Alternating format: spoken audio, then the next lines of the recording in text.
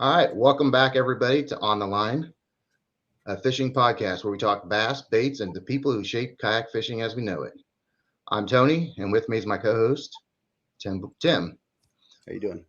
Tonight isn't just an interview; it's a conversation with a legend. If you spend any time around kayak fishing and you don't know his name, I'd honestly be shocked. He's a guide, a tournament angler, an educator, event organizer, and he also builds communities. An angler who literally catches more fish in a year than the year itself. We're talking over 2,025 fish in the year 2025. We're welcoming Marty Hughes, better known as Kayakjak. How's it going, Marty? Well, that's quite an introduction. Well, if you like a little bit more, he's the mind behind the Kayakjak Expo. He's a teacher to anglers and someone who lives and breathes kayak fishing. Tonight we're going to talk about his fishing journey, how kayak fishing became part of his calling, what's coming up at the Kayakjak Expo up in Auburn, Nebraska, and we might even talk a little bit about his favorite baits, the Neko Rig. So everybody settle in, grab a drink, and make sure you drop your questions in the chat. All right, well, thanks for having me, man. Oh, yeah, we're looking forward to it. Yeah, hey, I hope you're bracing yourself for this blizzard coming. Oh, yeah, we definitely are. So it's gonna be I've cold. been going like this all day. Yeah. I turned my fan on south. I turned my fan It's edging north, they say now. Oh no. It's definitely gonna freeze over all the lakes, so there won't be much fishing for a month or so. So yeah, you're right. Hey Derek, how's it going? I can't see the comments. Let's see. Maybe I think join the chat. Okay, now I can. Okay. Connect to YouTube. Pop up over here for me. Okay. Oh. I would also like to mention before we get too started that for everybody watching for the Kansas Kayak Anglers or anybody that's interested, you can go out to the Kansas Kayak Anglers Facebook page or the website, and you can sign up for a membership. It's open. Sign up, send your money over, and we'll get you on the list. And and there's other stuff on the Kansas Kayak Anglers website page. We got some resources and some. We also have the shop now where you can order your 2026 merch for the Kansas Kayak Anglers. So I lost. Am I still on? Yep, you're still on. Yep. You're on my feed. Yep, you're on. You got to find the right. You guys keep going. I got to find the right place where I'm supposed to be at here. All right. Am I still there? Yep. You still got a feed with us too. Yep, we can see you and hear you. Oh man, I don't know where I'm at. Oh, there it is. There it is. All right. You look for two ugly guys, and then that's gonna be fun. Oh boy. Okay. All right. Tim's going to start us out with some questions for you, Marty. So Tim, if you want to kind of, for those that don't know you, get to know you a little bit better. Yeah, sure. We're going to get to meet you. So for anyone who might not know yet, how did Kayakjak come to be? Well, that's a good question. You know how when you're a kid, people come up with your nickname. You don't make it up yourself. And in this case, it happened that way too. So, you know, I've been kayak fishing a long time, and this was in the late 90s. And my superintendent was always making fun of me because I would keep my kayak on top of my Isuzu Trooper 24/7. Because if there was a spare minute, I was going to go fishing because I had ponds all around there, you know. This is Southwest Nebraska, by the way.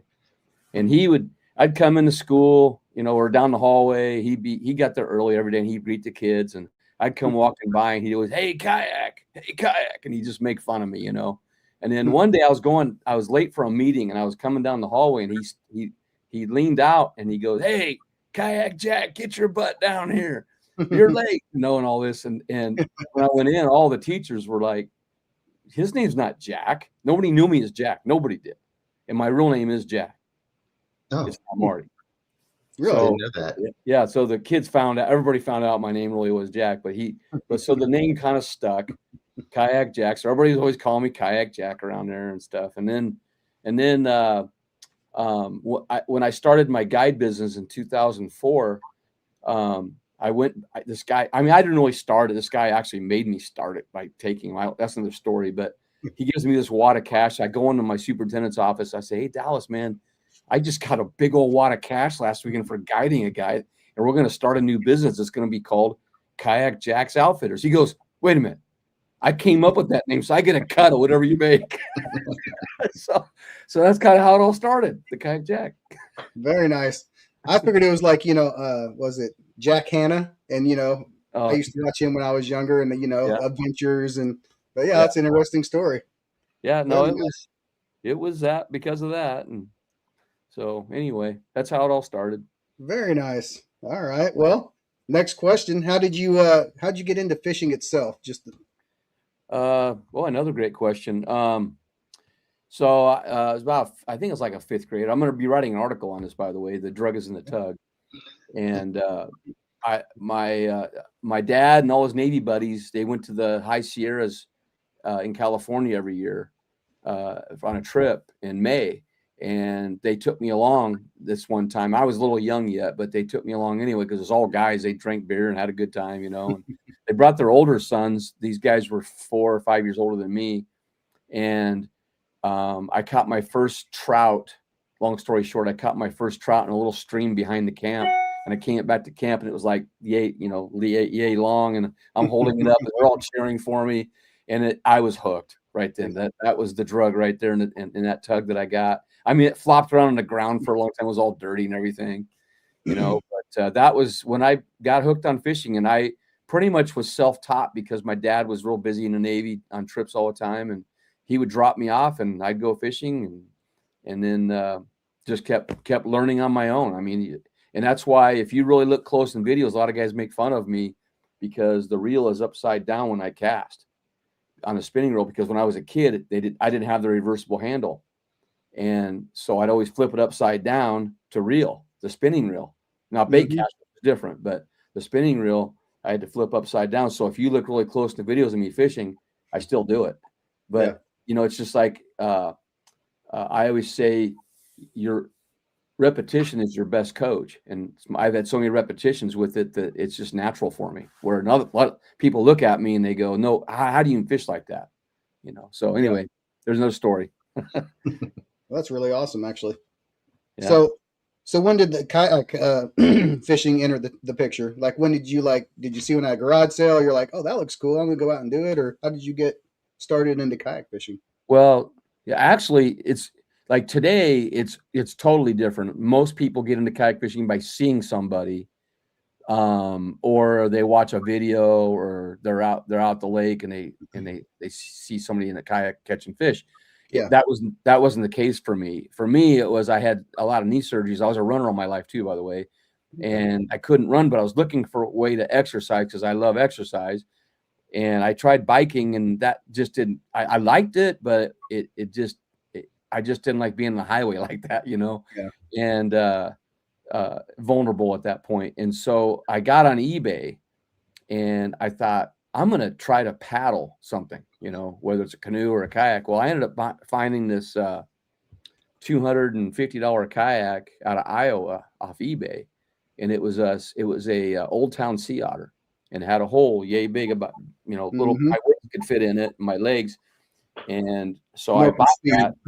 Huh? More for speed. Yep. Yeah. It was more of probably a small river type kayak. And it was kind of wobbly.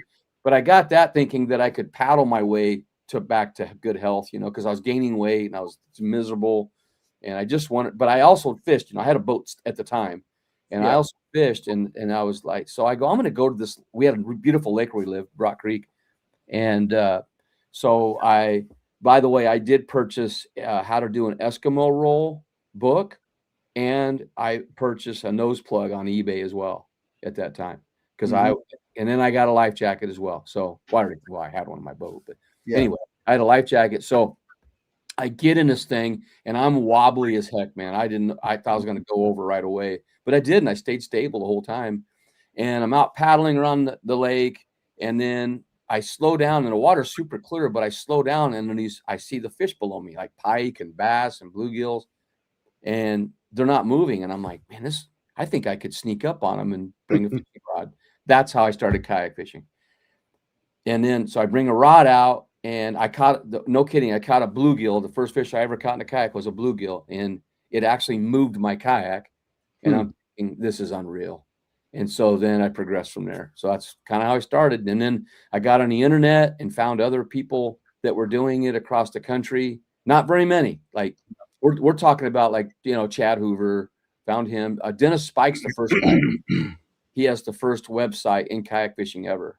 Yes, he's kind of like the godfather, I think. Jim Salmons as well. I found those guys. I found a guy, Dean Thompson in Texas. There was very few people, but they were out there in their own little silos doing this.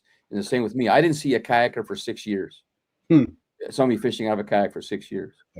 And so every gas station I pull into, people would say stuff. Or I had a farmer come up in his overalls one time and go, and I had 2 kayaks on top of my trooper, and he said, "Hey, Marty, those things up there, are they just for show, or do you actually use them?" So, yeah, I took all the brunt of getting made fun of, you guys. Help start this. So, and there was nobody in Kansas for a long time. So what year was that roughly? These are like 1997 through about 2002 in there. Okay. Nice. Wow. And remember eBay in 95, so it was super slow to buy something or sell something on there.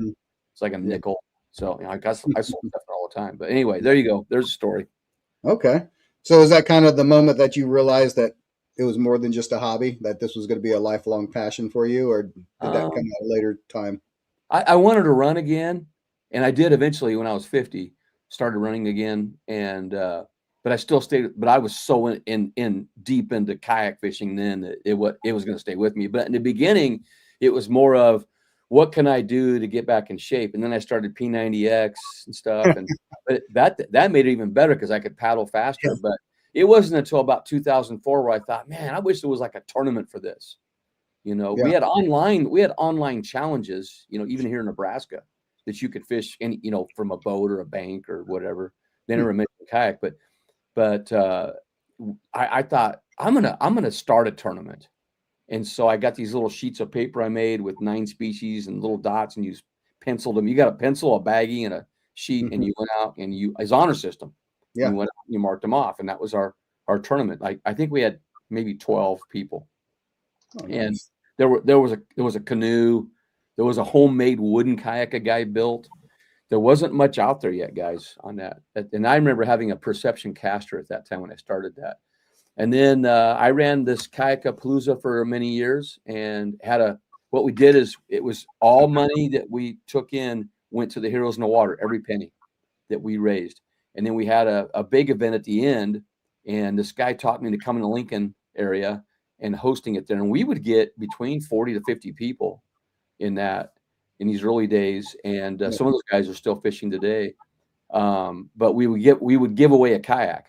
Emotion Kayaks was helping me out back then, and they would give me a kayak to give away, but all the money went to the Heroes in the Water. And then we did an event where we took those guys out as well. And and then a guy, Raf Vargas, piggybacked on the one that I did, and eventually that transitioned into the Midwest Fishing Series, and that's how it grew. And so I was all about the species, not so much about the bass back then. We did tournaments, so it grew from there. So there's the history a little bit for you. Very nice. So what did tournament fishing teach you early on? The tournament fishing. Well, number one is I'm super competitive. I mean, if people know me that knew me in sports, I'm as competitive as they get. I just want to win. I got like my wife and I sat down last night and watched the Titans movie, that football movie. Yeah. Where the coach says, I'm going to win. That's how I think. I just got to think that way. And I was a head football coach too for a long time, and coached many sports. And growing up, I was always competing all the time. Whether it was in class or out of class, didn't matter. But so I thought, for the tournament fishing, it was kind of an outlet for me as I was declining in my years. Not really. I mean, I was in my late 30s. Well, 40. No, I was in my 40s, and I wasn't able to do the things I could do before. As good. And so I thought, this is a great way to compete. But there just wasn't much out there. I ran them when I ran tournaments. I did not compete in them. I just put them on. And so I was hoping somebody else would put one on. That's why when Raph Vargas put his on, I was happy about that because I could go fish. And then that one was the Spooky Bass 2013. I got third and I got a little plaque. And I thought I can do this, you know. There was a lot of guys in that too. But tournament fishing taught me, you know, a lot. I mean, just like any sport would, you know, you got to have integrity and character out there when you're fishing. And it taught me how to work with others that I'm going against because it's an individual. In a way, it's an individual sport, but you can team up as well. You know, it's kind of like track and field with the relays. You know, where you team up with people. Mm-hmm. You know? But it taught me to prepare for a place. You know, especially now you have to really research a place, maps, study, video study. You know, the more you put into it, the better off you're going to be. If you just show up and expect to do well at the highest levels, it ain't going to happen unless you get lucky, you know? Yeah. So, yeah. With forward facing also, it's hard to win a tournament without, you know, unless you get lucky bank fishing. Yeah. So what mistakes do you see a new tournament anglers make most often? Like when they just get into it, do you see something that they're like, oh, I've seen this before? Well, I think number one is that's a great question too. You guys have got good questions. Familiar. A lot of times I see new anglers, they don't familiarize themselves with the rules. And so then they get out there and they break a rule without knowing it. Yeah. And they break unwritten rules without knowing it, you know, like cutting in front of a guy that's fishing a spot, things like that. They just don't know. And you got to understand that. Yeah. But a lot of them, they end up making mistakes because they haven't practiced the processes, like a mouth closed or like the tail sticking up, or they submit, they rotate their fish in the app and then they submit it, things like that. Little things that make a big difference. But I think, like, I do a guided trip called Tournament Fishing 101, and I have guys that they pay me $100, and I take them out and I simulate a tournament with them. And I show them exactly what to do. And then, but a lot of guys, they'll say, I'm going to go to this spot. Well, when they get there, there's 5 other guys there and they have no backup plan. Mm-hmm. You know? And so, you know, having an A being in a C spot, that's another mistake. You know, having a backup plan for things and knowing what time of day to be at a certain place. Because it's not so much about being in a certain spot, it's being there at the right time. Yeah. You know? So those are some of the things I would say off the top of my head. So I got a little story from Wilson Lake. You remember this or not, but I don't know if this is breaking the tournament rule, but I come around the corner to a cove and I see a guy fishing out of his kayak. And I was like, oh, hey, Marty, how's it going? And you're like, hey, Tim, can you save this for me tomorrow? I was like, oh, yeah, no big deal. Yeah. And then, like, basically 1 second later, there was probably like 30 or 40 stripers. They look like dolphins coming up, and I'm like, I'm so sorry, Marty. I just went straight in there and I started throwing my top water, and I did too. And he just started throwing. I think you caught a 9 or 10, and I caught an 8. Yeah.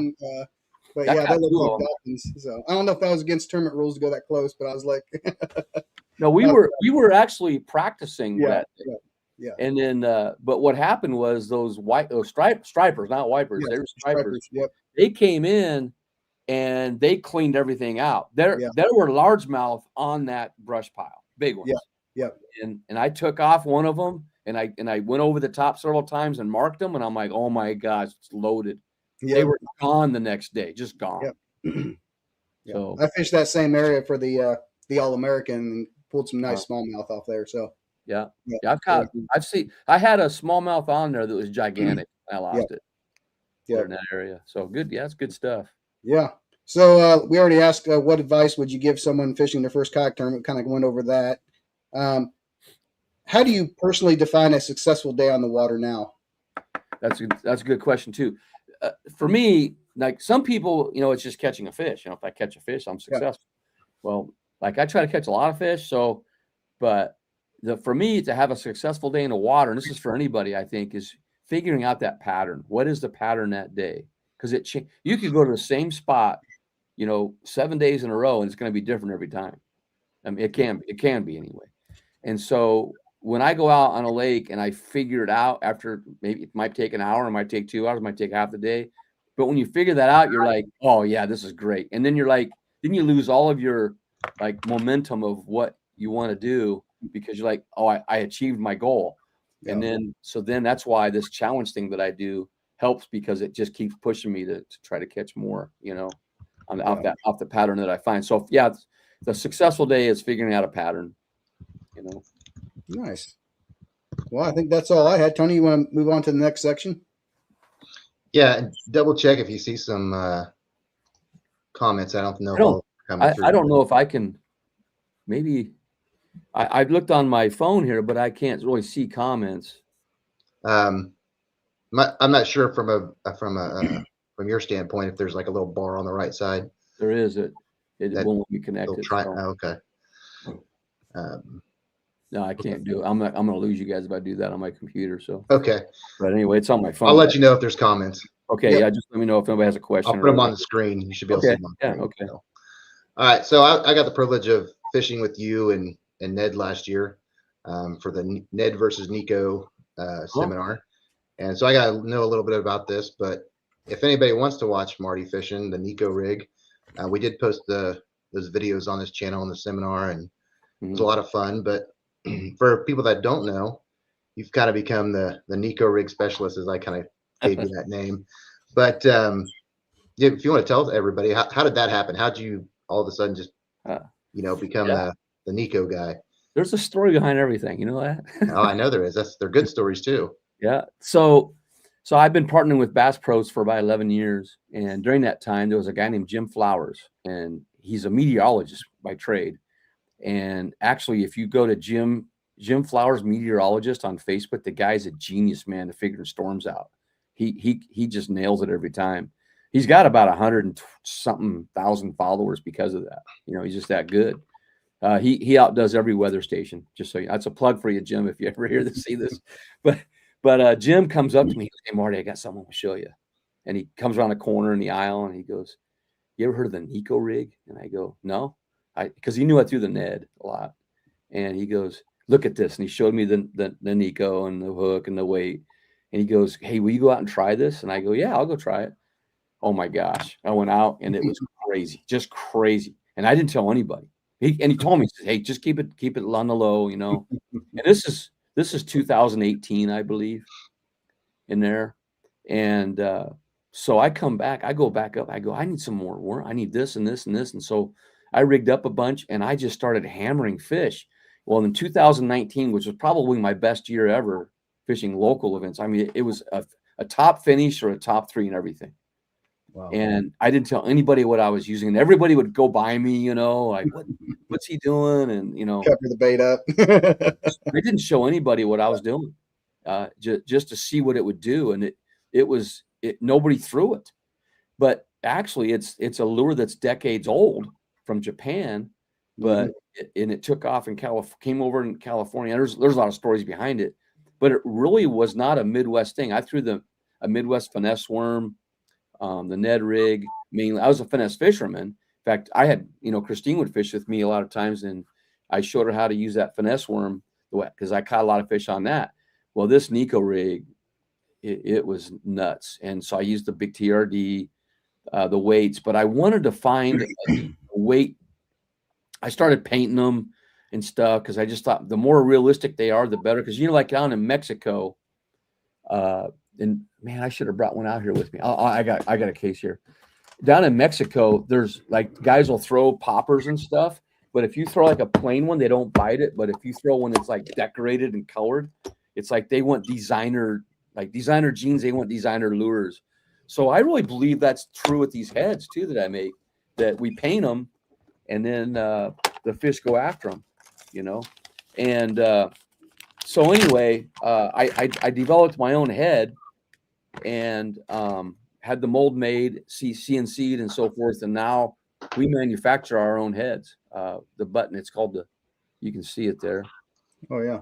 The button head. And that's a dragonfly color. I'm not hiding anything, guys. This is what I catch fish on right here. Hundreds of them. And big ones too. And it don't matter what time of year. I was out 2 weeks ago and caught a big one, But that's the Neko. That's a 1/16, and I make 1/8. 1/16 mainly. I can make bigger ones for punching. I do punching too with them, and all kinds of colors. But that's kind of how it all started. And then I've just tweaked things now. And I even have the sleeves now, the Snyder sleeve, I call it. It's on. Oh, where'd it go? Oh, he's right. Sorry. Yeah, that's an old one on there, but yeah, all chewed up. They last a long time. And so we have those on our website. If you click on, click on that. That brings it to my store site. And I'm not trying to sell anything here. I just want people to know they can, like, if you want to catch fish, get them. And I have a Kayakjak fishing intel, and people can go there. I have that Midwest finesse jig that I make in 1/8. It's nuts. It works really good. I have some here. Just a second. Here's a couple on the other side of my laptop. I just made these the other day. Here, these are the BR Midwest finesse jig, and I named that after Bobby Rubeck because we were sitting in McCook one time after a tournament. We were talking about he was using a 1/0 hook, and for years he goes he always threw the net. I didn't know what he meant, but he was throwing this with a big TRD. So you can see him there, the 1/8, but he was throwing a smaller version. So he says, "Hey, can you make a bigger one with a bigger hook that's stout?" I said, "Sure." So I figured it out and got a 3/0 hook, and this is what a lot of guys are winning tournaments on too. By the way, on that, I like that 3/0 hook on there. I can't say some of their names because they don't want me to, but there's a lot of guys using these, winning some money on that. I'll tell you what, my favorite thing to throw on those is a 3-inch crawl. Yeah, you can use cross too. Yeah, on these. I throw juice, but I throw a thick stick with it, man. It's nuts. Yeah. It's nuts. So Marty, out of those 2020, or is it 2,000 plus fish that you caught, how many came on a Neko rig? Most of them. Most of them. Yeah. I throw the chatterbait early season. Yeah. When they're really coming up and they're super aggressive. If that bite's not on, if I try, like I've been working with the jig too quite a bit, trying to make my own too, but mainly though, guys, it doesn't take 5 minutes and I'm throwing a Neko. And another thing is, there's guys that throw buzz baits and wake baits and all whatever. To me, if I throw a buzz bait and I throw it up near the shore and it makes a big splash, I feel like I spook them. But if I throw the Neko, I can pick them off one at a time. Mm-hmm. And that's kind of that's why I feel like I get more numbers that way. But those are just some things. But everybody has their own preference on that. I have this question about when to throw a Neko rig, but I'm gonna kind of switch it up a bit. Okay. When will you not throw a Neko rig? I think that's probably you said about a chatterbait, but when is another time that you might be fishing? You might say, you know what, I'm not gonna throw my Neko rig. Well, there was actually, where was I fishing? Doggone it. Late in the season. Oh, down at Gunnersville. It was not working for me. It just was not working. I couldn't get bit on it.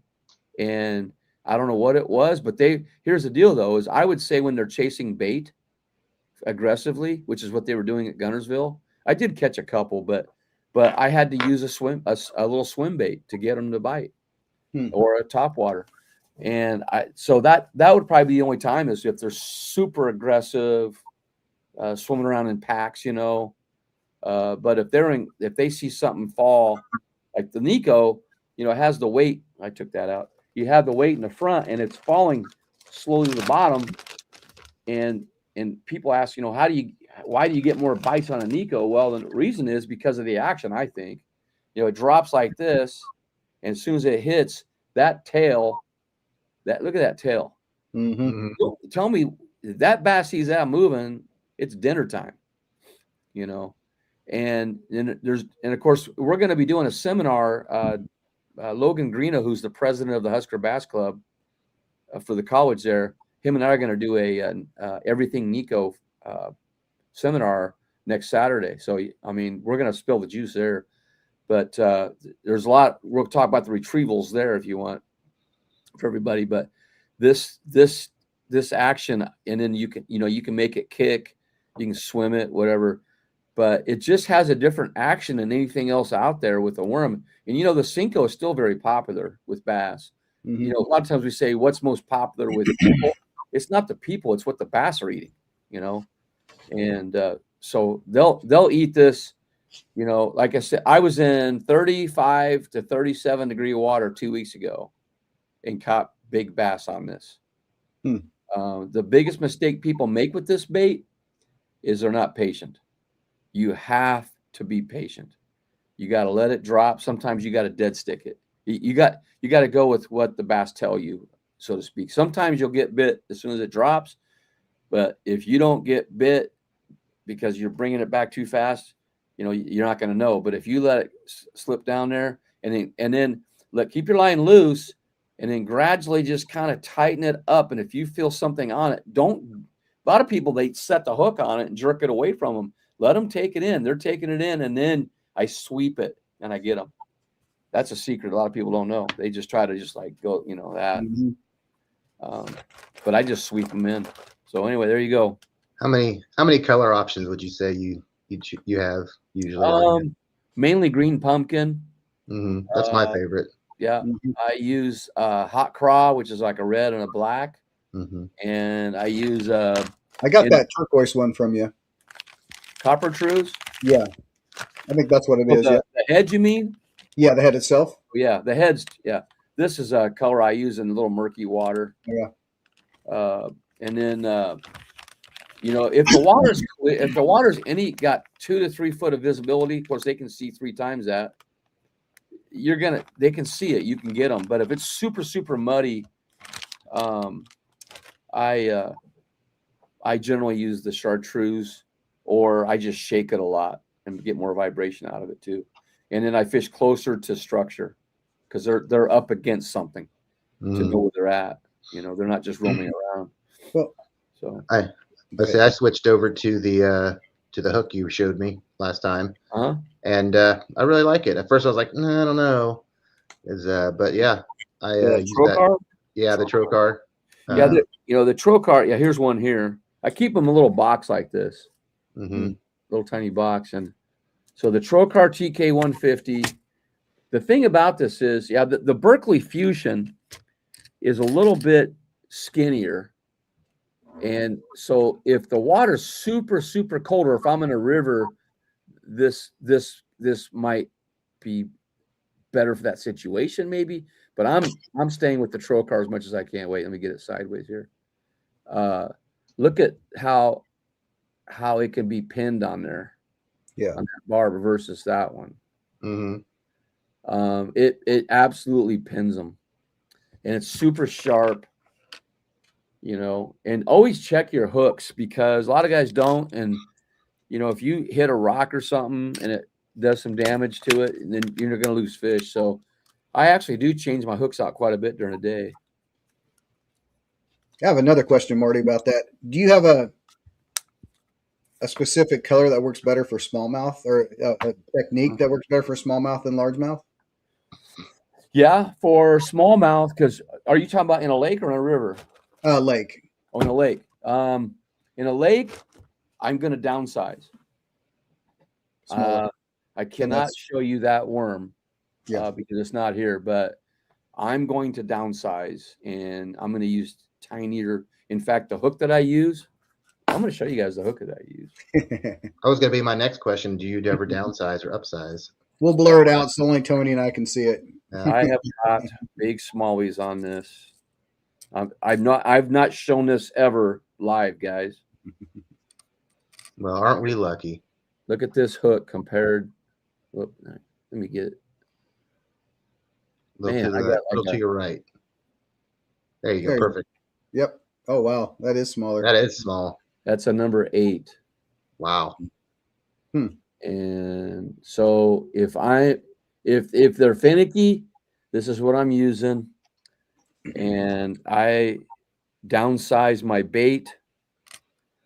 And they're hard to find that way. So I make my own. I make my own little worms. And they work pretty good. And then I use a lot of Z-Man stuff, as you guys know, and partner with them pretty good.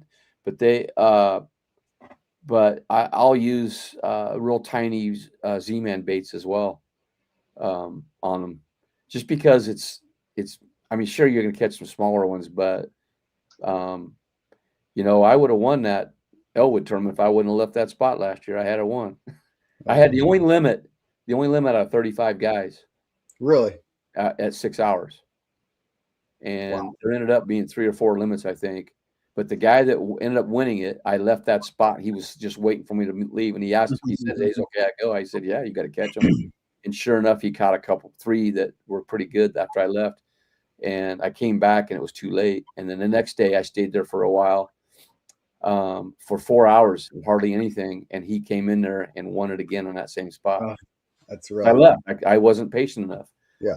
And again, that I had to downsize to get him to bite. And so he watched me, and it's okay. He was there. He was about 50 yards off me. He just kept watching. He knew I was throwing a small profile, and he got it. But I ended up getting second. And then the next day I didn't get a limit because I left. So were you part of that Wilson Lake, Nebraska tournament where there was like a limit was like 100 inches for 2 days? It was 2 years ago. Yeah. I guess it was just so rough there. Yeah, I was there. Yeah, I think I caught one or two fish is all. And then I got second that year before there on largemouth. Mm-hmm. Found a couple of pretty good spots that no one had seen. There was nobody fishing it. And I watched it for a whole day to see if anybody went there. Nobody went there. And then, by the way, the funny thing was another tournament there. Did I do pretty? I don't know how I did, but the guy that won it, I actually told him the spot where I knew some big ones were at, and I didn't fish it, and he won it there. Kind of cool. But anyway.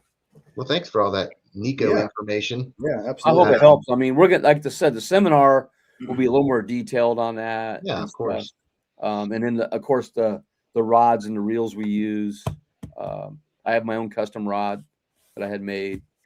And then there's another rod that's like similar to it that's really good from Little Miami Outfitters. Now, will you be selling some of those buttons there at the expo? Oh, yeah.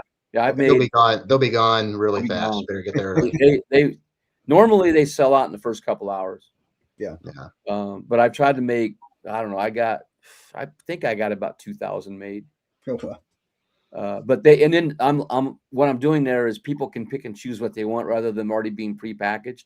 Hey, I want 5 of these and 5 of these or whatever. They can pick and choose that way.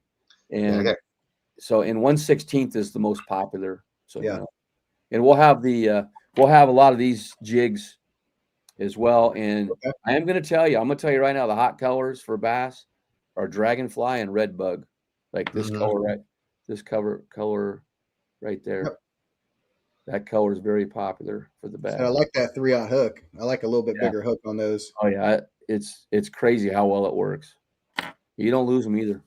Yeah, I like the bigger hooks too. Everybody's like, "Why you don't need that big a hook?" But I feel better with the bigger hook. You're talking to the wrong person, Marty. I lose all my big fish. All right, you'd be amazed. You keep.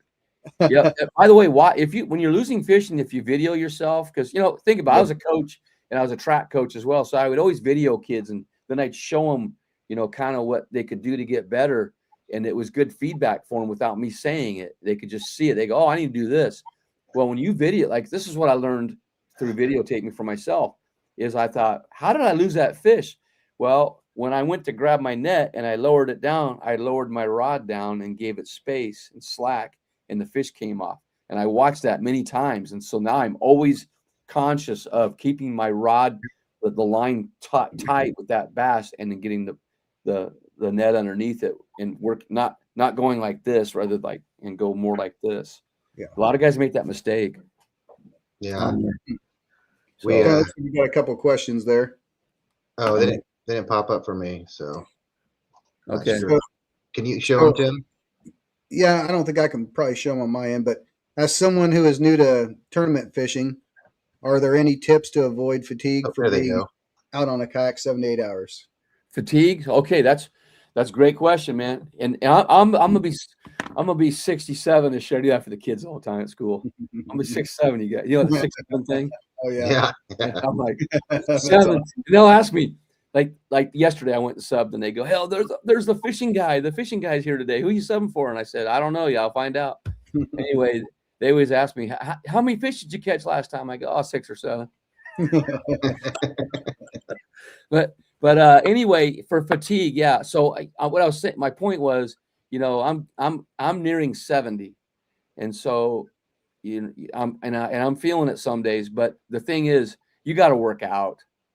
If I work out every single day, and I start out with dynamic mobility and stability, I call it. I should do something with that, but to show people, but it keeps keep you moving so that you don't do something when you're out there and get injured. Because a lot of guys like, my shoulder hurts, my elbow hurts, or my back hurts, or my legs are stiff, whatever. Now, yeah, sure. Do I still get sore and stiff sometimes? Yeah, especially if I go 10 or 12 hours. But I'm going to tell you this, though. Number one, though, is do something in what we would term the off season.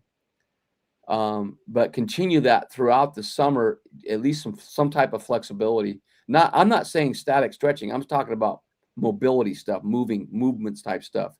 And then I lift every day, or not the same thing every day, you know what I mean? But yeah, a lot of body weight stuff, a lot of deep squats. I have a bike here.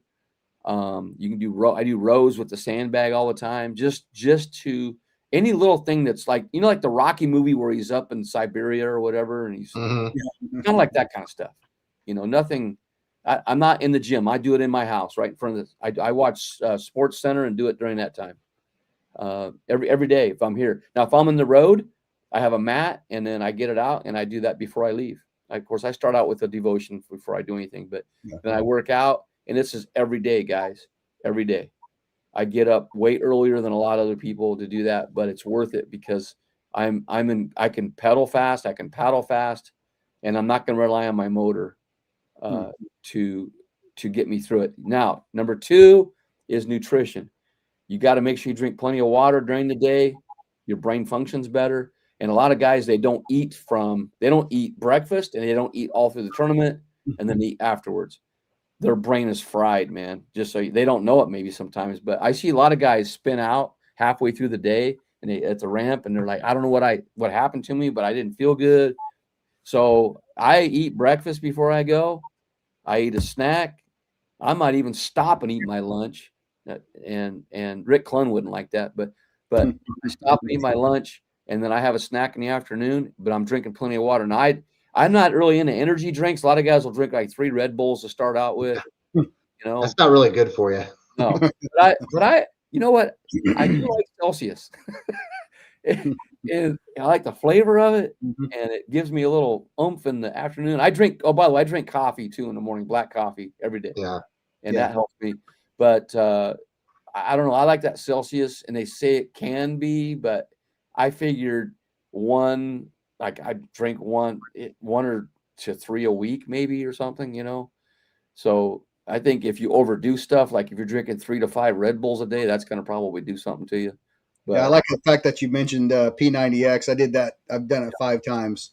I haven't done it in probably over 5 years, but yeah, it gets you going. It works. I did. By the way, you probably don't know the story on that either, do you? With me on that is that I did it. I just opened the package and started doing it, and then I got to Thursday with the 90 minutes of yoga, and I thought, "Are you kidding me?" 1 hour and 38 minutes of yoga. Yeah, it was 4 hours. Yeah, so I did it. I just did it because you're supposed to do it, and I did it, and I stuck with it. Well, remember at the time I gained a lot of weight, and I lost. I think I went through 7 times the P90X thing, through the year and a half or whatever it was, and I lost 59 pounds and got absolutely ripped at age 51 and won their. I didn't even know I was in a contest. I just kept putting my results in. Oh, no kidding. And so they called me and said, hey, they won. They go, you won $1,000. So I won $1,000. And then they called back, and they called my wife as well. My wife, she went from 200 pounds to 125, 75 pounds. Holy cow. Yeah. I mean, I couldn't believe it. I didn't have the same wife. It was like one. I mean, you wouldn't believe it. We've got before after pictures of it, but anyway, they called her, and they flew her to New York to film a commercial for she was doing Slim and Six, they flew her to New York to do a commercial, and her lifetime dream was to watch a Broadway show. Well, guess what? She got a Broadway show. So, That's pretty cool, Marty. and then this is not all. Then they call back and say, "Hey, Marty, you're a Final Four finalist in the country for your transformation." So they flew us to California, just 5-star hotel, picked us up in a limousine, took us to the deal. We're hanging out with Tony Horton and all the other fitness stars there. And then we filmed a commercial. We both were in a commercial at some point there. That's pretty neat. And then the year before, the winner got $250,000 for that contest, and $50,000 for the runner-ups.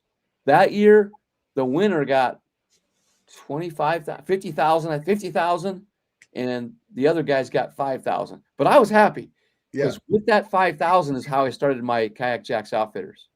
Really? Yeah, that's pretty cool. What a story, huh?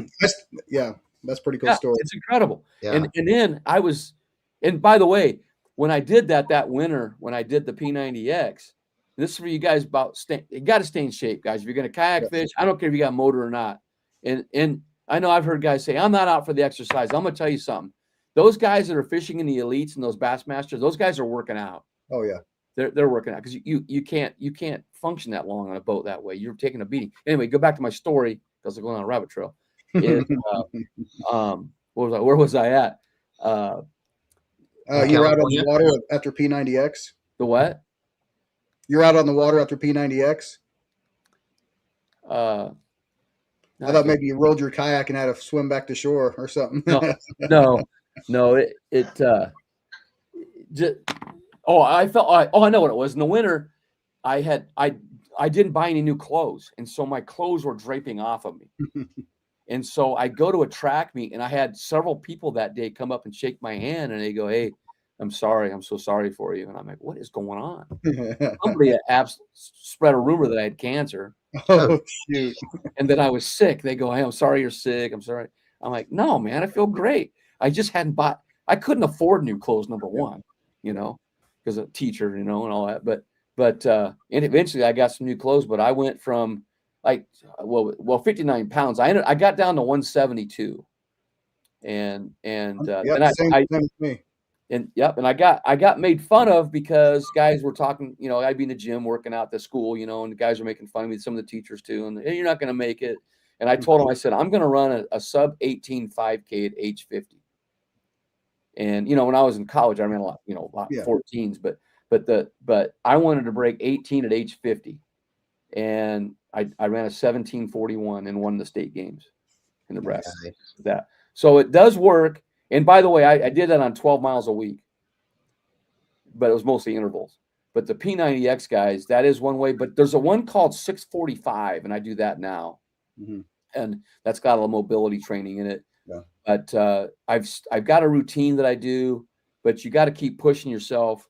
And you're not going to be as you age, which age to me is only a number.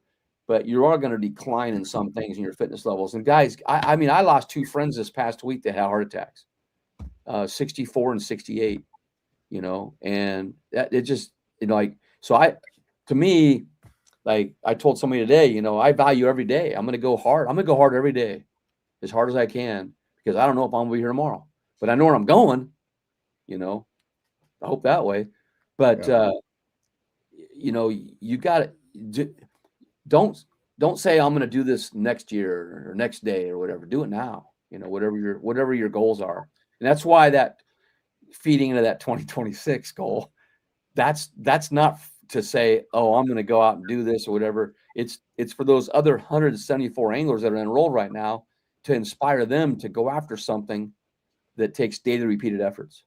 Yeah, that's the key. So find something that pushes you and makes you better. Did I ramble too long there?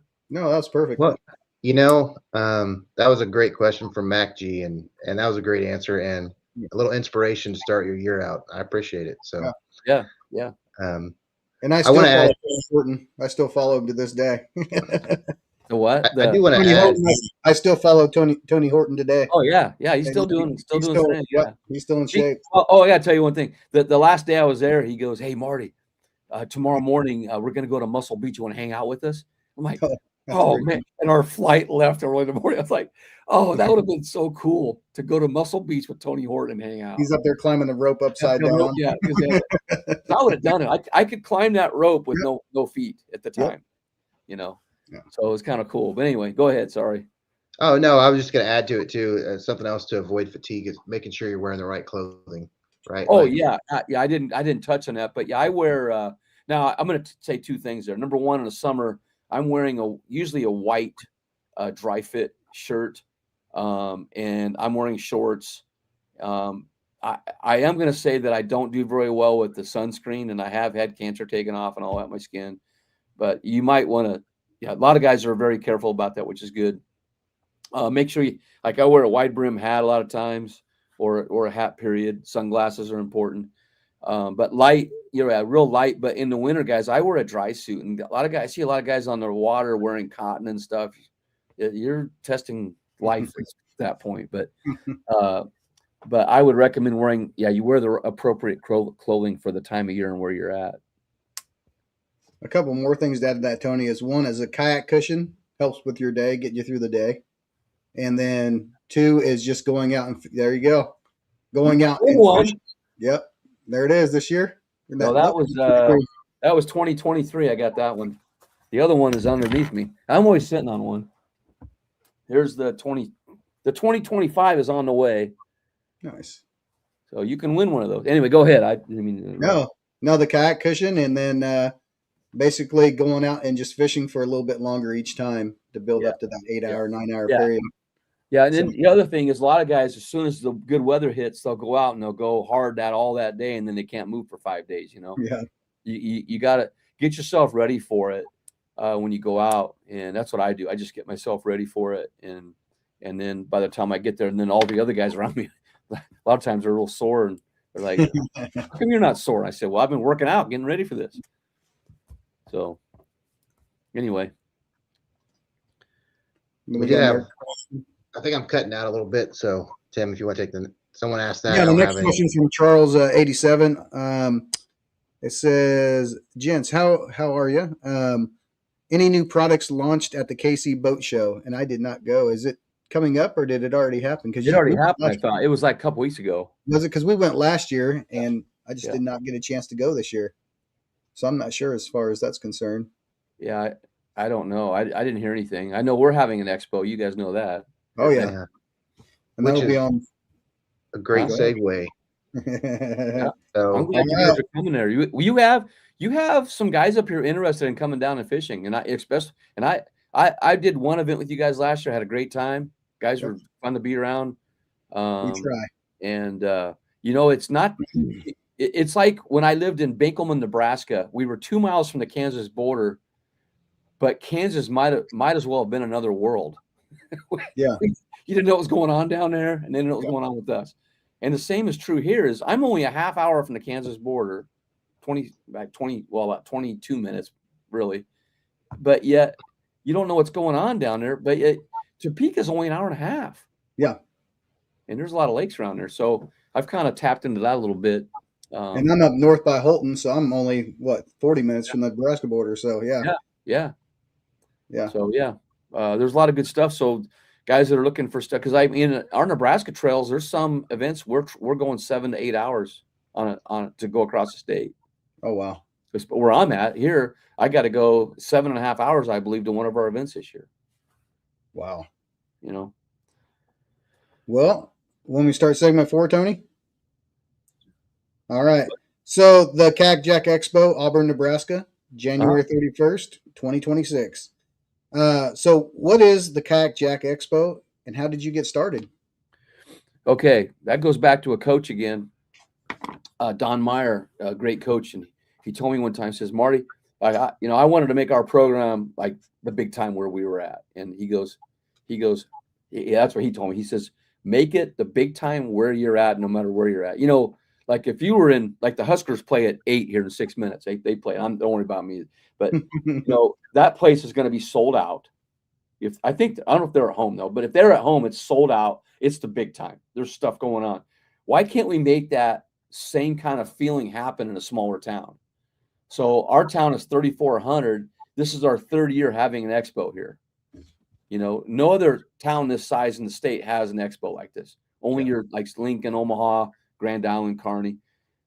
But we have one in a small town, and so that was my dream, was to do something for the kayak fishing community and for the fishing community and for hunters to come to, where, and it also gives some of the small businesses, local businesses, a chance to spotlight themselves without having to pay $500 to $1,000 for a table.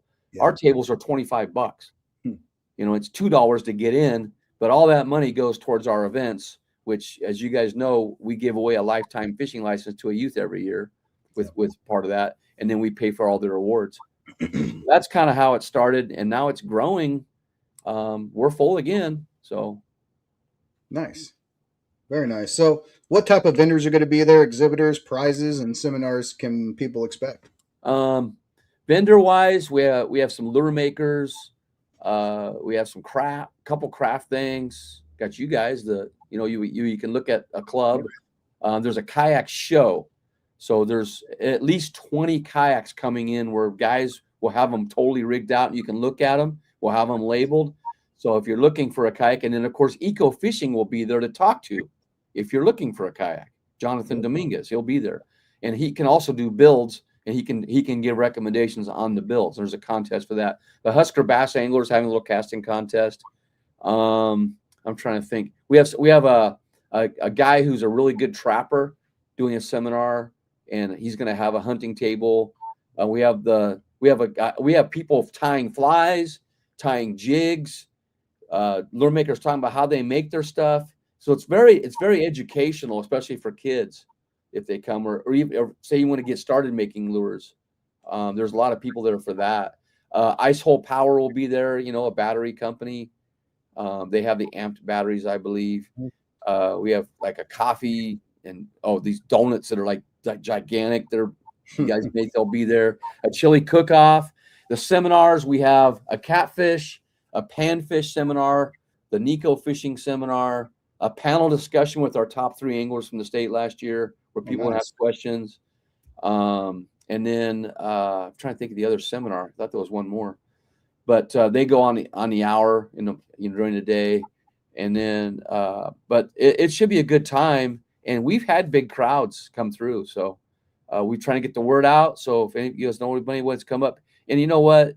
I have a guy coming from Illinois, a vendor. Is that Jake? No, wait, no, not Illinois. No, he's not. Oh. No. Minnesota, maybe it's not Illinois. Minnesota, maybe, or nice. Wisconsin. One of the, anyway, he's coming far away. I know that. Yeah. And then of course, Eco Fishing Shop there. He's coming up 4.5 hours. So yeah, that's pretty cool there. But should be a pretty good time. Oh, we lost somebody. I think he'll be back on in a second. Okay. Anyway, and what makes us unique is that it's a community. It's community. It's about community. Everybody's going to know each other kind of.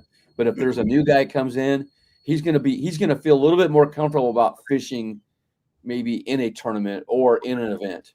And by the way, you guys know my events. They're just fun. They're just flat out fun. Yeah, we enjoy it. We have this year we have the doggy paddle again. We have the Monday Night League, adult youth, pretty low key. And then I'm adding an event. I haven't got it out there yet, but we're going to do Old Guys Rule Day, where you got to be 65 or older and retired. And we're going to play bass poker from sunrise to noon. And each bass is worth a certain level on the cards. So it's not about catching the 5 biggest ones. It's about catching 5 that get you a good hand.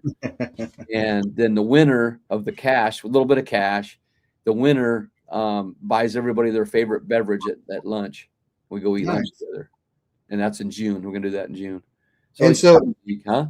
So everything that's donated goes for the children, like pretty much? It goes for all of our events, because all of our events include youth. Yeah. Now there's some adult things too, but I don't. All those funds go to create the stuff we need for our events. The little wooden awards or the lures, stuff like that. Or people donate. People donate lures. They donate rods and reels, and we give those away. But a lot of it is. We kind of give back in the awards at the expo, you know, having stuff made. And then of course with the Angler of the Year stuff that we purchase, you know, on that. It's not a money maker, believe me. Yeah. I was worried about losing money one year, and we came out. It's weird how we always have just enough to buy the things we need for the kids, you know, to do that. Yeah. Perfect. Well, we already kind of talked about this, what makes the expo different from others, and you kind of already hit those points. Yeah. So where can people go for more information about and for tickets? We actually just, they pay at the door. They get a raffle ticket with their entry. So you're paying $1 to get in, basically. Yeah. Kids under 5 are free, but they just go to the gate there. And we can squeeze a couple more vendors in if somebody hears this and wants to get in. We still have a week to go. Kayakjak.com, it's on there, and it's, remember, KYAKJAK.com. And then also I want to put a plug in for Kayakjak's Fishing Intel. What I'm doing there is I try to draft articles that will help people sometimes, and I'm doing some lives, and people love them. They want to see live stuff, but I want to get to the point where I can show it what I'm doing, but I haven't got there yet. I might try to use my phone as a hotspot maybe, and that might work. Just get you a Starlink put on the back of your, like the guy, what is it? Fluke Master. He has a big, they have minis now. They have minis. Yeah. But I want to do it cheap if I can. So, yeah. But I have figured out how I can make a video and then put it on there right away. But a lot of guys just, like, they're at work, and of course I'm at work too, fishing. Yeah. But a lot of guys just want somebody to talk to during the day. Like, they want a break or whatever, and they start talking to me on there. And so I've been doing that, and that's been getting a lot of interest. So we'll keep doing that. And now the expo, yeah. I say, I'm not going to lie. I was watching it at work the other day. That's all right. Yeah, I won't tell you. I got to tell you a quick story on that, though. I did take a guy fishing. I guided a trip one time, and the guy, he says, "Hey, can we take my boat?" And I said, "I don't like to guide from boats." He goes, "Come on, man." So I went in his boat and helped guide him, and we took a picture of him and put it on social media, and his boss saw it. He didn't tell anybody he wasn't going to work that day. And so he got in trouble. But anyway. So Marty, it's moved this year, hasn't it? The expo, it's moved from one place to another, hasn't it? No. It's in the same building as last year? It's across the street from my house. Okay. Yeah. Okay. Yeah, it's a big gym-like building. Yep. It's got everything we need. Seminar room. It's our church family life center. Yeah. We just built it like 4 years ago, 3-4 years ago. Okay. And it's like a big basketball gym, volleyball, whatever, and has a big commons area, has a kitchen, and it's nice. It's perfect for what we're doing. Very nice. So, yeah, I'm excited. I'm on call next week, but I'm gonna see if I can sneak up there in the morning because it's only an hour from my house, hour and 20, and then try to sneak back to. Just don't post any pictures on social media while you're there. They know if there's anything fishing, I'm on it. So yeah, I tell you what, guys, the people that have gone to it have been just amazed at what's in there.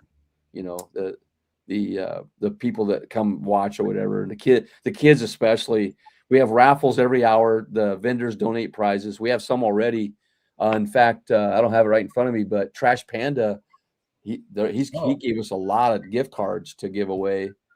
You got that paddle there too, but we got a lot of prizes. Yeah, he makes great products. Yeah. So last year, Tim and I were like, "Hey, we should go up to this Kayakjak Expo or whatever, right?" And we're like, "Oh, we'll just stay for like 30 minutes, an hour. It's not a huge venue." And 6 hours later, I think we left. Yeah. Okay. Hey, one more thing I want to talk about, if you guys don't mind. Sure. Oh, go for it. Is, I've been working with the KBF. I wanted to it's not about growing the sport to me. It's about making it better. And so when I was asked about helping with the KBF and trying to help it, regain some good image out there and stuff, there was some things that, that they couldn't control. Yeah. So what I've tried to do is help develop the culture, the culture to where it needs to be, to where people want to be there and be part of something. We have this new Greenhorn challenge, And so, because a lot of people, guys, they don't want to go against other guys in tournaments, and then it's just like donating their money. And that's what they tell me. And so the Greenhorn is a place where they can catch fish at their own pace, submit them, and at the end of the month, we have a drawing for prizes. And each fish you catch is a ticket, like in a drawing. So if you catch 100 fish, you got 100 tickets, you know, for the drawing. And I won that drawing last year. Won a kayak, and the kayak that I won is actually going to be the prize for the 2026. I can tell you that in a minute. But anyway, this Greenhorn challenge, $75, and you get a catch board. You get way more than what you pay for. And then you go each month of the year for 10 months, I believe it is. We have that. And of course, there's an unlimited challenge. There's the catch 22 for the veterans. All that money goes to them. And then there's the monthly challenges, and then the challenge championship. There's a reason. There's all kinds of stuff with it, guys. And it's really cool. KBF, is that where you go? You just go to kayakbassfishing.com. Okay. Yeah. Yep. And there's 2 Facebook pages. There's members only. And there's a regular one. Guys, there's 12,000 members in the KBF. Yeah. It's big. And now, is it just Chad and his son that's running it, or is there more people? He's yeah. the owner. We have another guy named Mark Fainer that's doing a lot of the graphics and stuff. He's kind of like an operations guy. I'm an operations guy helping. So there's another guy that's in the loop here. So there's like 5 of us that are really trying to help this. What it was is, you know, Chad was trying to do it all himself. Yeah. And an organization that big that's a challenge. So we came on board to help him and take some of that pressure off, you know, getting the prizes out, getting stuff done, organizing things. Not that he has incredible ideas, but and try to keep things on an even keel, so that people are satisfied with the product, which is the KBF, and it's going really good right now. Good interest. We had we doubled the number of entries from January of last year to this year already. Oh, wow. And then already have 30-something entries for February. It hasn't even started yet. So now I'm not as familiar with it. I haven't done it before. Is that through like a Turning X, like a CPR type of thing, or it's CPR, but it's through Fishing Chaos. Okay. And I'm not going to say one's better than the other. They'll both have their advantages, but on Fishing Chaos, it's pretty easy to use, and it records where you can actually go to a map and you can see where you caught your fish 5 years ago. That's and nice. It brings up the picture and everything. So it's pretty neat. It does take a little practice to do it, but once you get it, it works pretty good. I do both, you know, so it works pretty good that way. And then the 2026 challenge, you know, for $10, which all the money except I think 50 cents goes for our wood that we're buying for the plaques, but for people that make it. But Joshua Booth is judging it. And so we're paying him out of that. And then $6.50 goes to Turning X. So for $10, here's the deal. We always had you have a chance to win this kayak cushion, which Brandon has been loyal to us all these years. And he said again this year, anybody who makes it, he'll send him a kayak cushion. And only 2 guys have made it, myself and Clayton. I was going to ask you about that. So when you seen Clayton like passing you, were you like, you're competitive? You're like, dude, it's on. It was on, but I was like, guys were getting a head start ahead of me down south, and I was like, man, life is. They have this year. Huh? Yeah, this year they're like 2,500 inches or something in first place. I'm like, oh my god. All right. I was down 5,000 inches last year, and I didn't start till March, and so I just figured once the weather gets better, you know, we'll be okay. But the guys up north are struggling too. They want to get going. Yeah. But it is possible. I wrote an article on how you can do it. It's on my Substack. You just you have to plan it out a little bit and not give up if you really want to go after it. And it's not easy. It is not easy. No. To make it.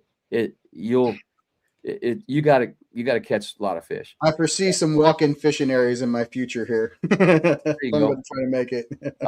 But here's the deal though, is on September 30th, whoever has 1,210 will be entered in a drawing for an SUP Sea Eagle SUP 1210, I think it's called, inflatable boat. Wow. They got to be a KBF member though. You got to be for those because they're sponsoring that. Yeah. And then if you reach the goal this year, 2026, Trash Panda will donate $50 gift card to you. You get a kayak cushion, and you're entered in a drawing for the kayak that I won that I haven't used. It's brand new, the new Canoe 10, Unlimited 10, and a drawing. And there's a drawing for a lifetime membership to KBF, which is worth $600. Wow. So those are some good prizes. And by the way, there's other stuff coming. So hey, Marty, how much does it cost to become a KBF member again? It varies. Per year? Veterans, there's the basic deal. I'd see on the average, it's like between $25-$50 average. Okay. For the year, but a lifetime is $600, I believe, and a veterans is $350. If you're a veteran for a lifetime, and it pays for. I mean, I'm a lifetime member. I bought it right away when I started the KBF, and it has way more than paid for itself for me.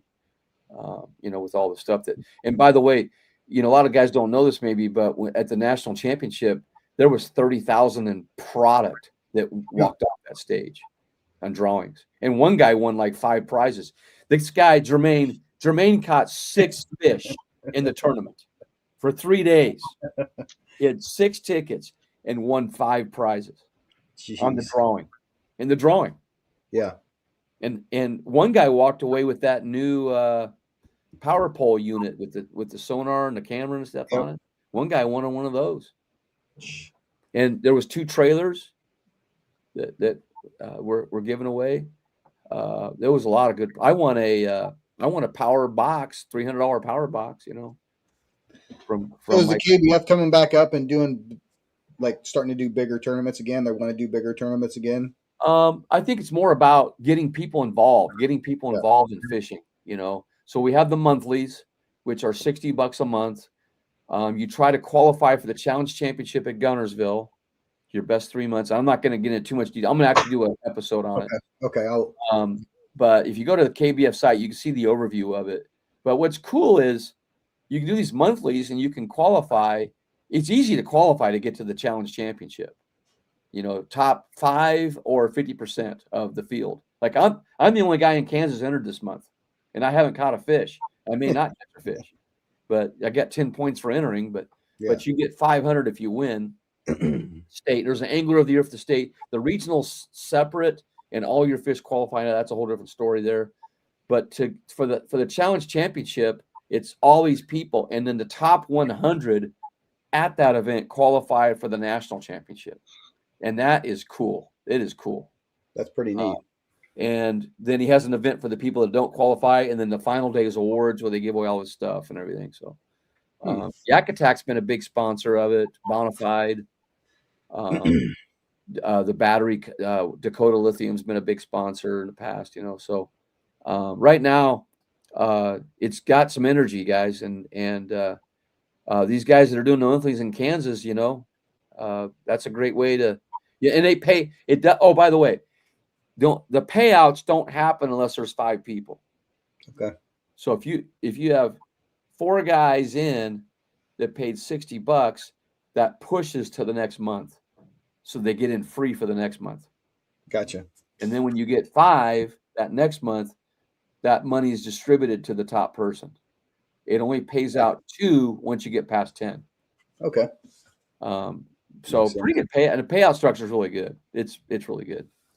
So, but it will, if you're looking to fish at your own time, and you got some honey holes, that's great. But here's the deal. One more, guys. I'm doing a 5 bass, 5 lake challenge. It's kind of taken off. We're doing April, June, and August. Your biggest bass from 5 different lakes. That eliminates 1 honey hole. The guys who catch 5 big ones on one. Now, I'm not trying to discriminate against that. I'm just saying that it's more pretty unique, though. I like it. And we did it. We did a test run this past year, and I had 20-something guys in it, and they loved it. Everybody loved it. And they said the biggest 5 bass. Huh? Yeah. The biggest 5 bass. Biggest 5 bass, 1 from each lake. There was one day I caught a 20-incher on a lake, and I go, okay, I'm good here. And then I said, I'm gonna stay and get some numbers for my challenge. I caught a 21 and a half like an hour later. Nothing wrong with that. How close are those 5 lakes to each other? Anywhere in the state. Oh, my lakes that I did? Yeah, the five fish at 5 lakes. Anywhere. Anywhere you want. Oh, as long as they're from 5 different lakes. Gotcha. Yeah. Yeah. Oh, that's pretty cool. Yeah. So I mean, one guy was in Omaha and he fished all the Omaha lakes and put up 99, I think, for the month. But I know who he was. And then the guy that won, him and I both, we caught them all in the eastern part of the state, I believe. But no, you know what? I did catch one out west, maybe because it was during a tournament. But I think the furthest I drove was 3 hours to get it. I've actually about 15 years ago, I went up there and fished all the I-80 lakes. Yeah, it's fun. I took a little pond jumper with me, and I just went and I just put it in on each one, and I came across some nice honey holes up there. Yeah. Oh yeah, I've done that with my son many times with doing that. And we have 2 tournaments. Oh, I'm sorry, one this year, an I-80. We have an I-80 challenge every year with the sticks. They do a pond hopping one like that. So. That's pretty neat. We were fishing behind the rest stops, and people were like, "You can fish those," and we were pulling bass out behind those rest stops just off the shore on those. But yeah, that's fun, man. I love stopping along those and fishing them. Oh yeah. There. You gonna try to do any of the big bass bonanza for kayak anglers this year? Kansas kayak anglers? No, I'm going to stay away from the ones like that because I can't. It's hard to focus like on different things. So I'm going to do like a lot. Huh? I said you do a lot. Yeah, I do too much. Have you seen my identifier board? Oops! I had a tournament director say, "Hey, Marty, your fish are DQ'd." I go, "For what?" He goes, "You don't have your identifier." I said, "If you look down in the corner, it's there." It was on there. So I told Tony my $1 million idea was to build a identifier that is digital, that has slots, and then you just punch in the code on each one. But we actually looked at that. No kidding. Yep. Yeah, but the problem is water. That, but you have to be and have it built in to a deal. Yeah, that was kind of one too. And some guys use stickers. There's all kinds of things you can do. We've tinkered with, but it's always fun when the bass covers up the identifier when you take the picture and you don't realize it. That's always fun. Yeah. Like if you can slide it just right too, that helps a lot. But no, you're correct on that. So, but there's a lot of cool stuff, man. I think it's going to be a good year. There's a lot of energy that I feel from being out there. New people that weren't in it that are getting back in. By the way, if I have a spreadsheet, you guys know that. Yep. And it shows all the events for the area. And I know the Illinois guys are mad. Yeah, I've seen that. In the Midwest, but all I said was, "Hey, we have 2 more volunteers to help me." Great. And then they shut up. So, anyway, I seen that. I've been sharing some other stuff. I was going to share it on the Kansas Kayak Anglers page as well. So yeah, I haven't yet, but planned on it. So. I have a national trail one and basically a quad state: Kansas, Missouri, Iowa, Kansas. Because some guys do cross the border, and they want to see if the dates are in line or not in line or whatever. So, Marty, I have another question for you. You've been all across the country. What's your favorite smallmouth lake that you fished, and what's your favorite largemouth lake that you fished across? Oh, that's a good question. The country. I'm going to say the smallmouth though basically was a river, upper Mississippi by what's the capital? Minneapolis. Is it Fox River? Is that? Yeah. Oh my gosh. Really? They've never seen they're wild. They've never seen a lure, and a lot of them.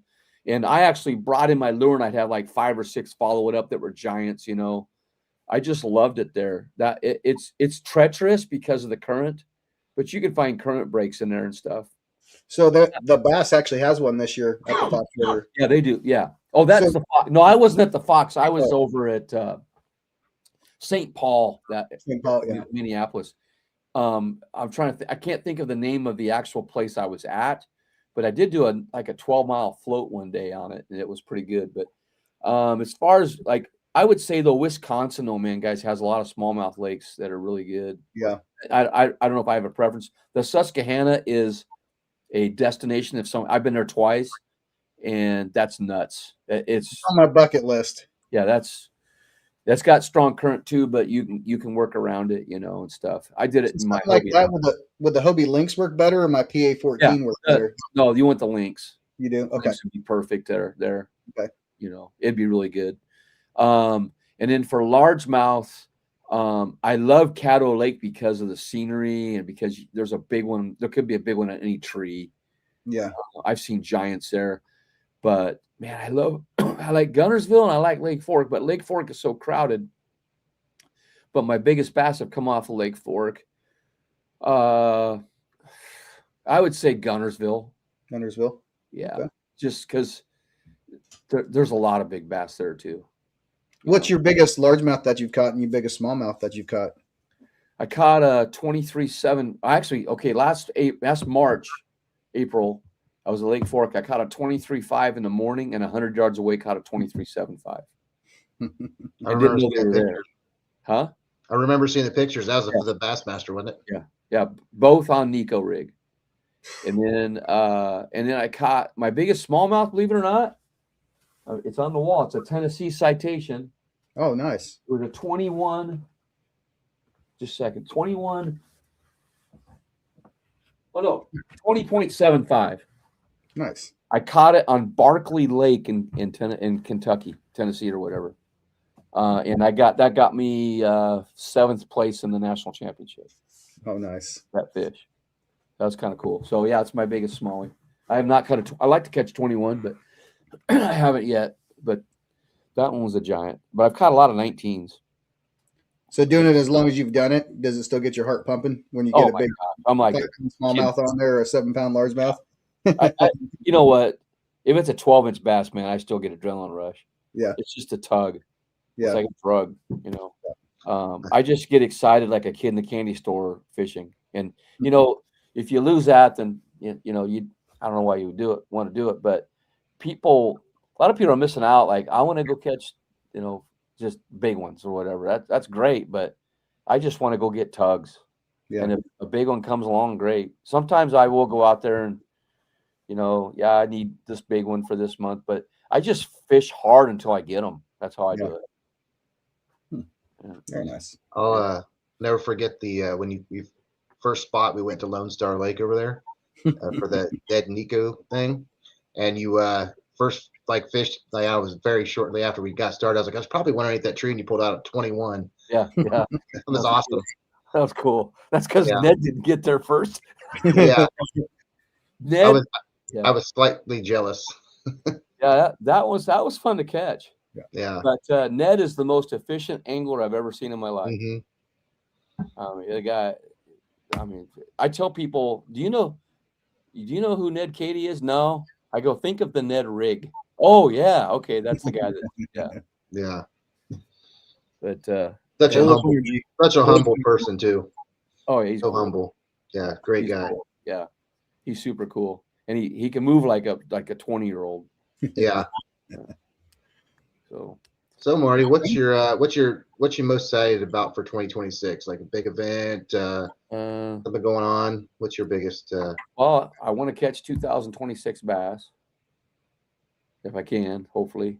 And then I'd like to see somebody else, some more people make it, not just me, but I'll do my best for you. I'm going to try this year. I tried last year. I got 1,000. So we'll see. Good. That's good. I want to catch. I want to catch 20 master angler bass in Nebraska over 20 inches this year. I got 11 last year, and a friend of mine got 20, and I want to get 20 because if he can do it, I could do it. And then I'd like to see the Greenhorn series in the KBF be something that's special for people to have it take off, and then that 5 Lake 5 Bass series that we're doing, we're having an AOI for it.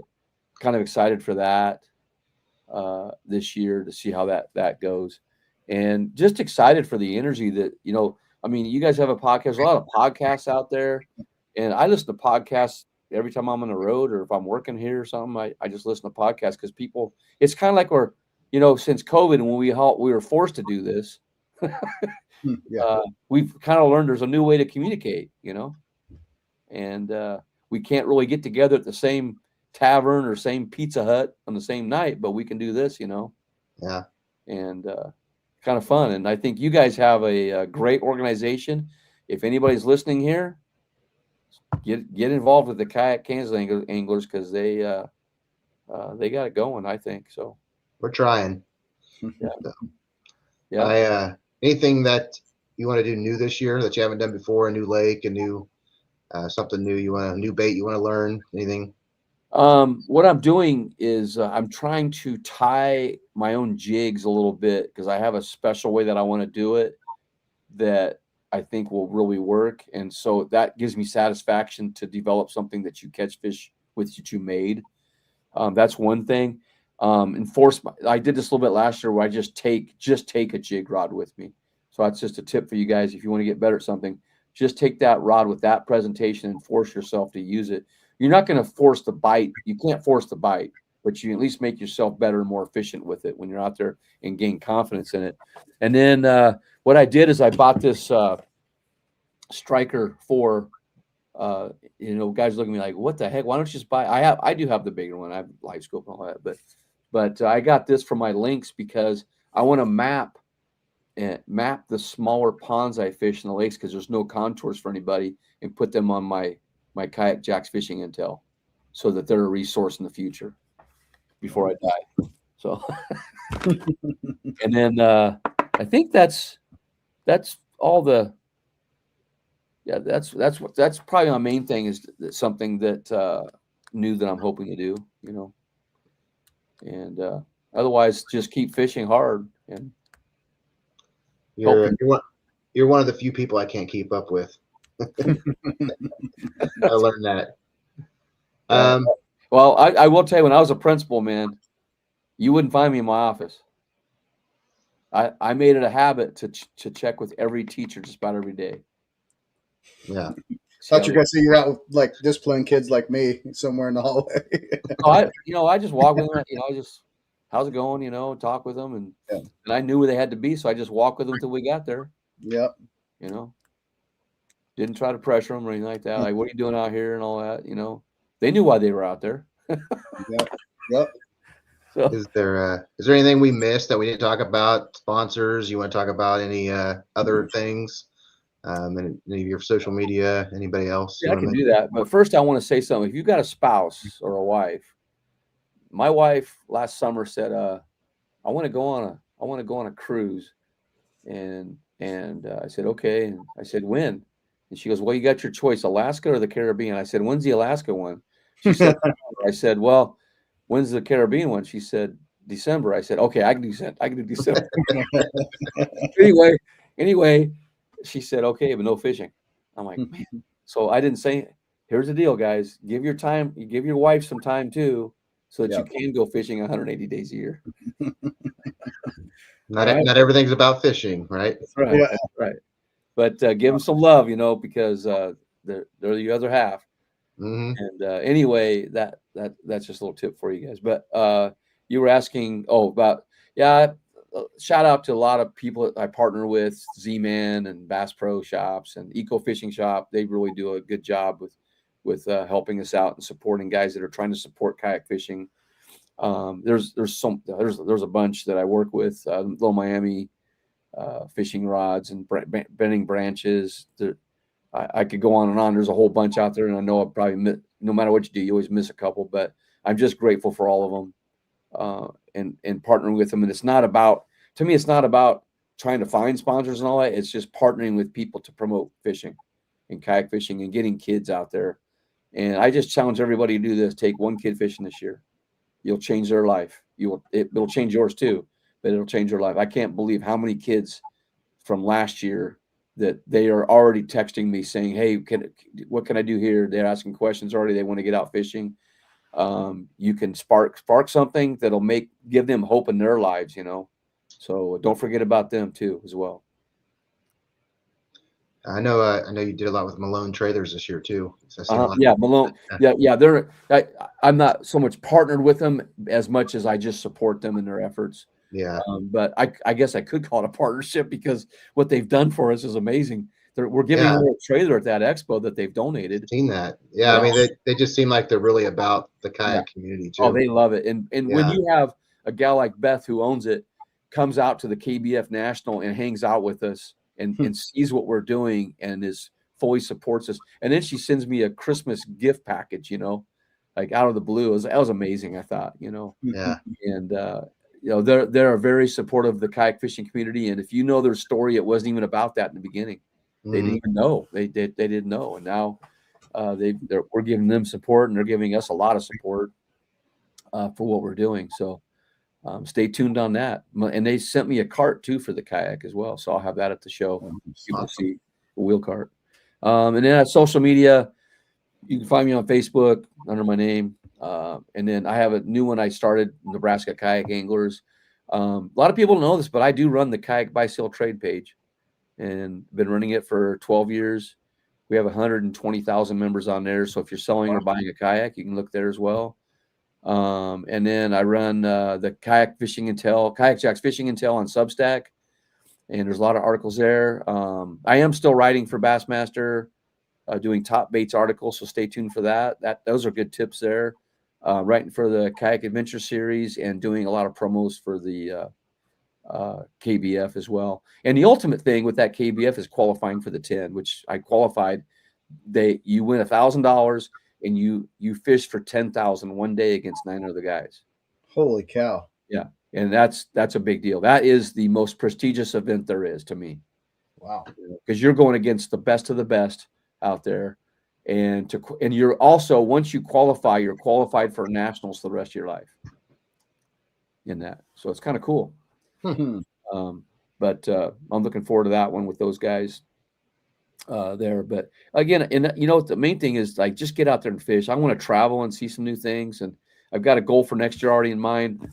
Again, I said, live life to its fullest now, though. Don't wait on that and give everything you got to it. But the main thing is when you help others, it's going to help you. Just remember that. And not that you expect it, but it does happen. That girl, look at that picture in the back behind me. I'm just looking at that right now. See that girl, that picture? Yeah, Christine. That's Christine Fisher and I fishing. That's after 8 hours of guiding. She's wanted to stay out there and still fish. That's why she's so good. Yeah. She just kept going. We would go till dark. And anyway, that's kind of a good story there too. So, hey Marty, I think we touched on this, but about the expo, if people bring their rods and reels, you'll take them for the kids. Yeah. You refurbish them, and you give them to children. What we do is a lot of times there's two ways that we do it. Number one is that each week we give away a rod to the biggest bass. We might even give one away for the greatest effort. Sometimes the kid will bring a story up. Hey, Johnny, help me with this, catching this fish. And then we spotlight that. Hey, Johnny, we have a brand new fishing rod for you for doing that, and they don't expect it either. We give away, and then your lures, old packages of lures, we have a grab box and they can't look. And so they take a package of lures out. And then what we do is encourage them to trade if they don't like what they got. And what we're doing is encouraging interaction after the tournament instead of their cell phones. Oh, that's nice. So that's just one unique thing we do. And then the other thing I do is I try to put one in my kayak. And if I see a kid on shore, he's got an old beat up rod, I give it to him. I just give it to him. Nice. And I don't say anything. I just give it to him. And then I tie a Neko on. Or a lot of times I'll see kids. I go, how you doing today there? And I'm not catching anything. And I say, hey, if I gave you something that might work, would you use it? Oh yeah. And then you tie on a Neko and you just take off and listen for the splash. That's the coolest thing ever. I have another story about you that you probably don't remember. Uh-oh. So my son and I were fishing a lake up north. I won't say which one it was. It has a little bluff wall on it. And we were fishing out of my boat. And I had caught like one fish all day. And my son, he was like 12. And we pull up over there and you're fishing in this little cove. I pull up and I didn't know who you were at the time. And he's like, you guys have any luck? I was like, man, I said, we've had pretty bad luck. I said, I've caught one. My son hasn't caught any. He goes, put a Ned rig on and throw it right over there. And I think we caught like 20 some bass that day. So he had the time of his life. So that's something, a testament to you. That's cool. You didn't have to tell us anything. And we actually caught like 20 bass that day on that little Ned rig. So that's awesome. Yeah. That was before the Neko. Yeah, that was before the Neko. That's been, been 12, 13, 14 years ago. So wow. That's pretty cool, man. That's a good story. I like that. Now you're on our podcast. I'm on this. Yeah. Yeah. You guys got a good one here. I like how it's set up. Yeah. But I hope some people enjoyed this and that they more than anything, if they could come to the expo, man, it is going to be fun. It's a good expo. I highly recommend it. Yeah. Yeah. And anybody wants to ride along with me from Topeka, let me know. Yeah, there you go. I know you. Yeah. So it'd be fun. That I saw where Christine posted her brand new kayak and her walk art. That'd be cool to have her in there. We'd probably get a lot of people there. Yeah, pretty nice rig she has set up there. Yeah. Yeah. That Garmin Current with the adjustable. Yeah. Oh man. Yeah. And I really liked her pen holder. I'm getting one of those. Oh yeah. Yeah. Yeah. So yeah, we're gonna for a few minutes after the show. Also, after we. Okay. Yeah. Anybody out there have any questions? Too. Just you can message me on Facebook, whatever. I'm not, guys. I don't consider myself an expert or anything like that. I just go hard. That's it. Yeah. And that's it. I don't have, and the other thing is, you talked about guys making mistakes or whatever. Keep it simple. When I used to run in road races, there was these guys that had the fancy uniforms and the shoes and all that. I didn't even worry about them. The guy I was concerned with was the guy over on the side, no shirt, tattered shorts, old shoes, and he was going to win that race. Yeah. And same as at the boat ramp. I look for the guys that have 3 or 4 rods and have it dialed in. Those are the ones I know that I know they're going to do well.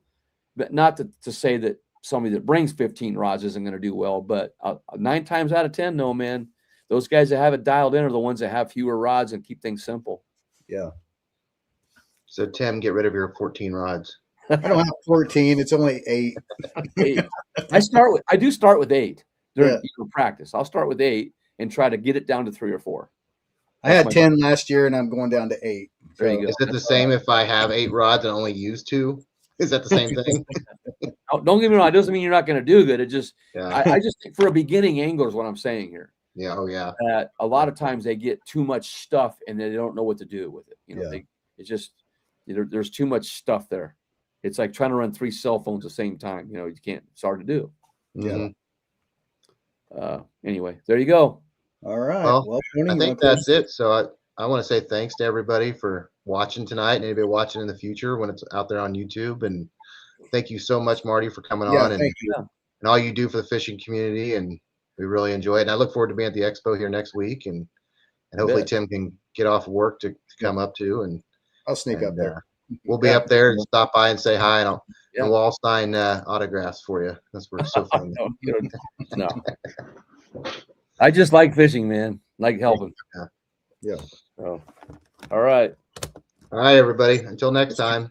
Thanks for coming on the line. Good night. Yeah.